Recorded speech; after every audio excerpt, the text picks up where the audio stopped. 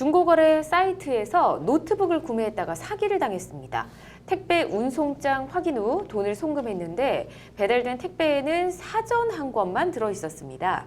그래서 전화해봤더니 전화도 꺼져 있고 알아보니 아이디도 다른 사람 아이디를 해킹해서 사용한 것이었습니다. 돈을 돌려받으려면 어떻게 해야 할까요? 라고 보내주셨군요. 아, 정말 황당하시겠습니다. 택배를 열어봤는데 노트북이 없고 사전이 들어있다니요.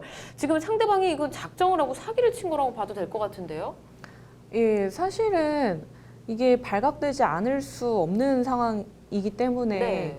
제가 봐도 좀 작정하고 사기를 한 경우가 아닌가라는 생각이 드는데요. 예.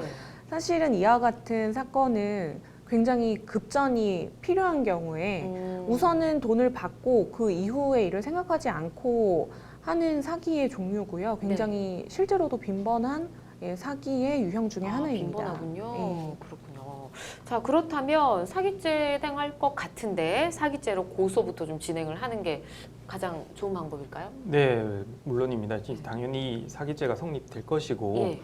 피해자로서는 당연히 이제 가해자의 신원을 파악하기가 좀 굉장히 어렵잖아요. 어렵죠. 예. 그래서 이렇게 고소를 진행을 해서 이제 공권력에 좀 힘을 빌려가지고 예. 이제 신원부터 파악하는 것이 좋습니다. 왜냐하면 뭐 결국 신원을 파악하지 못하면 뭐 소송을 제기를 해서 이렇게 상대방의 인적 사항, 뭐 주소 이런 거를 알아내는데 상당히 오랜 시간이 걸려요. 민사 소송을 진행을 하더라도. 네. 그리고 뭐 물론 뭐 주소를 정확히 다 알지, 최후 주소만 알아도 물론 이제 판결문 자체는 받을 수는 있지만 네. 그 판결문을 뭐 받더라도 결국 이제 집행을 할 수 없게 되는 문제가 있어요.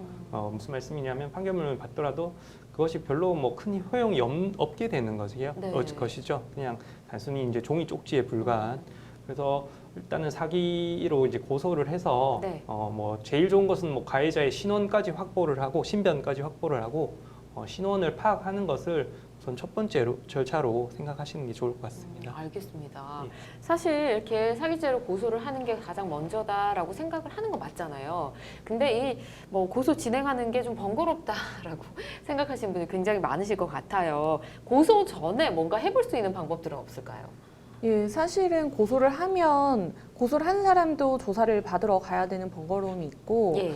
변호사님이 말씀해 주신 것처럼 실제로 뭐 합의를 해서 돈을 받는 경우에는 합의금을 받을 수 있지만 판결문을 받고도 돈을 못 받는 경우가 있을 수 있거든요. 네.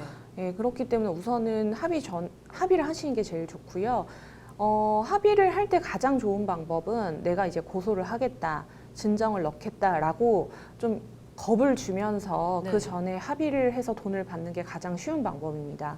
그래서 첫 번째로는 우선은 경찰서에 진정서를 접수하겠다라고 연락을 해보시고요. 아, 예.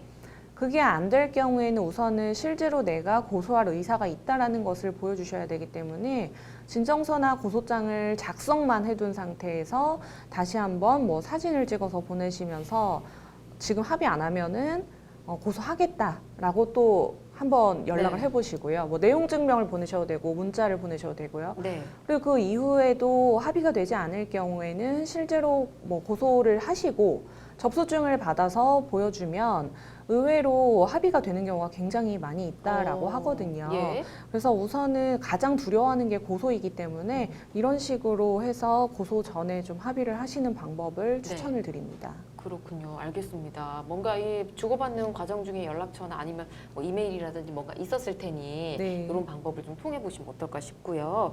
진정서 얘기를 하셨는데 경찰서에 진정서 내는 법을 좀 어려워하시는 분들도 있거든요. 이거 작성하는 거 어떻게 해야 되나요? 가까운 뭐 경찰서 민원실이나 예. 뭐 사이버 수사팀을 방문하면 일단 진정서 양식이 이제 비치가 되어 있습니다. 그래서 이제 그 기본 양식에 예. 빈칸을 채워서 완성하는 방법과 뭐 미리 작성해서 갈 수도 있겠죠. 네. 다만 이제 진정서 작성을 위해서는 반드시 알아야 할 항목이 몇 가지 있습니다. 어떤 건가요? 뭐 진정인 본인의 정보는 뭐 당연하고 예. 피진정인의 이제 정보를 적어야 됩니다. 이때 이제 피진정인의 정보를 알 수 없으면 미상이라고 뭐 남겨두어도 사실 뭐 큰 괜찮아요? 네. 수사를 통해서 이제 그렇게 확보가 되는 것이죠. 예. 다만 이때도 이제 진정 취지, 진정 내용, 뭐 예를 들면 뭐 피해 일시, 인터넷 사이트, 뭐 연락 수단, 뭐 피해 금액, 뭐 입금 계좌 이런 부분은 좀 자세하고 이제 경찰이 좀 이렇게 이해하기 쉽게 기재를 하는 것이 조금 네. 신속한 뭐 수사와 절차 진행을 위해서 네. 예, 꼭 필요한 조치입니다. 그렇군요. 알겠습니다. 자, 진정서를 지금 말씀해 주신 대로 작성해서 경찰에 진정서를 제출했다. 그러면 이게 처리되는 기간은 얼마나 걸릴까요? 고소 같은 경우는 굉장히 오래 걸리잖아요. 재판이나 예. 이런 거는. 우선은 경찰서에서 1차 조사하고 예. 검찰로 사건이 넘어가고 그 예. 이후에 이제 재판이 된다라고 생각을 하시면 되는데요. 예.